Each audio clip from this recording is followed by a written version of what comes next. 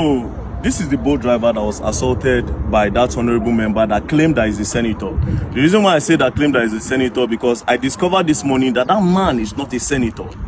So this is the guy that I assaulted. Now, we have seen the video, we saw all what transpired, we saw the horrible things he said to you, we heard him call you monkey, rats, all the derogatory things he said to you.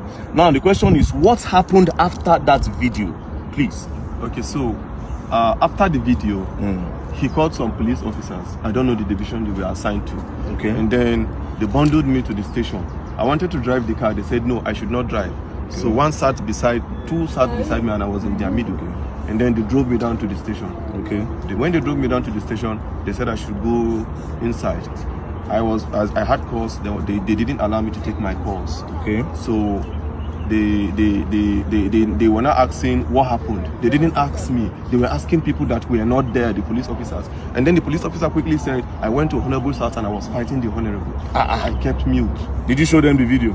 I have not shown anybody the video as at that time. Okay. They've not even the security person that came to bear witness as at that time have not seen the video. Okay. As at that time. Okay. So they now referred us to crime, that we should go to crime. So we went to crime. The man was not asking what happened. As I was explaining, initially I didn't explain. The man now said he cannot actually hear from one side. The other person has to come to actually give his own side of the story. And then the police officer said, when they said I fought him, they now said no, they should go and bring the man. Immediately his security man now called him, and they passed the phone to the IPO that was in charge of the case. And then the IPO was now talking to him on the phone and stepped out of the office where we were.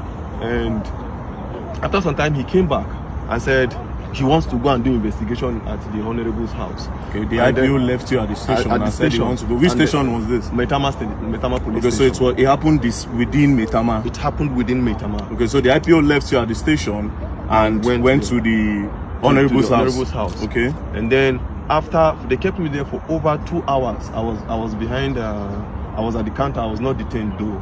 They kept you behind the counter? They kept me behind the counter. And then after 2 hours plus, he came back. And then he was now like, why did I record the video?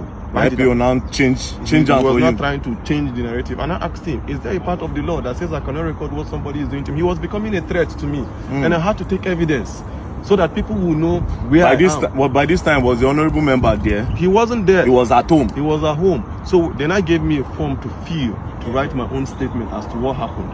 As I was writing, the honorable I came. And then when he came, he started talking and he was shouting. Even at the station? Even at the station. He was calling you names? Calling me names. Like, I still kept mute and I was looking at him. So my colleagues were talking to him. Me, I've already had my own fair share of trauma from him. I don't want to actually have any engagement or any encounter with him. I just went to one corner and I sat down and I was listening to everything he was saying. All the names he was calling me: you common boat driver, you're a poor man, you have pride in your poor, you have this, you have that.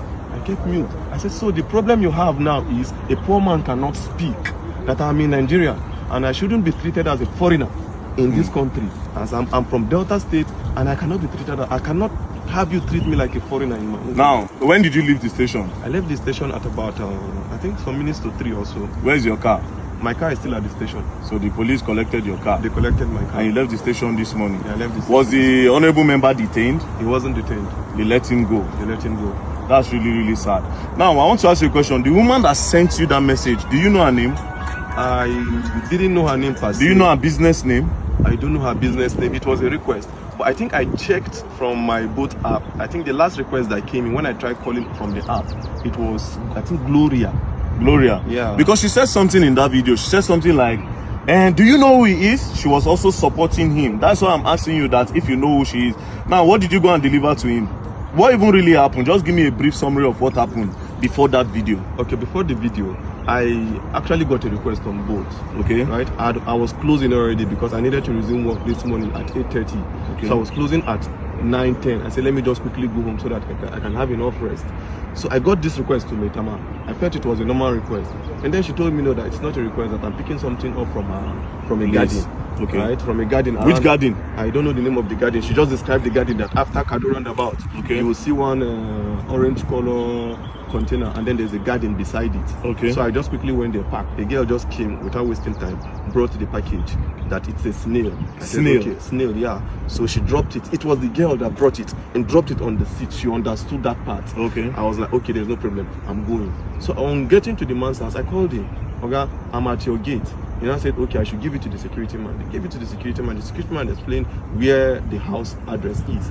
So I drove down to the house. On approaching, I called the man again. I said, Oga, I'm here. He now said, I'm not here. That if you're here, I will see you.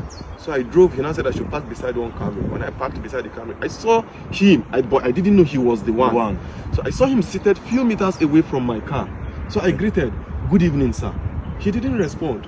Good evening, sir. He didn't respond. So I presume he is not the one that I'm supposed to deliver this thing to. Okay. And since he didn't answer, the next thing is for me to call the person that has this package. The next thing I dialed the person's number, and his phone rang. And then the next thing he was like, are you stupid?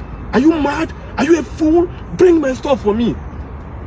I was not happy at the way he talked to me because I was doing my professional job, right? I was not happy. So I was like, okay, this thing you're saying to me, it has not gotten to it. Normally, I'm not even supposed to bring this thing to you. You are supposed to come and pick it yourself. Yeah. That was the only thing that got him angry. You are asking me to come to your car to pick my stuff? Are you okay? Do you know who you're talking to? It's okay. I can see the anger on your face, don't worry. The truth is that Nigeria is for everybody. Nigeria is not for one person. If an honorable member will be treating people like this, then just imagine what the president is supposed to do. Now, I need to remind you, we are all clamoring for the youth to come to power. See this one and our youth. I always say something. The youth are looking for a better, they are not trying to make this country better, a lot of them. They want to get power to do worse than these people because they have a better way of hiding this evil than these old men in power. But nevertheless, the man does not have immunity. I just discovered that he's not a senator. So actually pursue this case. And I believe that the law will take its course. We'll go to, I've heard a lot of things about Maitama police station, which I'm not going to say, but I believe in the new commissioner of police that have been moved here, Commissioner of Police Disu. So this case will be reported to him directly, and I believe that the law will take its course. So don't worry. You said you are not feeling well. I'm not feeling well. He hit me on my chest severally. He was just hitting me on my chest, and I stayed mute. I was looking at him. So when he was becoming much of a threat to me, initially I did not record because I didn't go there with intention of fighting. If I went there with another motive, I would start recording from the very beginning. It was when he was becoming a threat, when he said he would pay 50 million naira and then they would delete me, and look at me, this orchid. He was just calling me all sort of names. You pay 50 million and they will delete you? He will pay 50 million naira to somebody, to people, and then they will kill me and nobody will say anything. And when I noticed he was, this thing is becoming what I never expected, I quickly brought out my phone and you recorded, and I started recording. Don't worry, we'll go and write a petition and we'll take it up. Oh, Allah, more they go.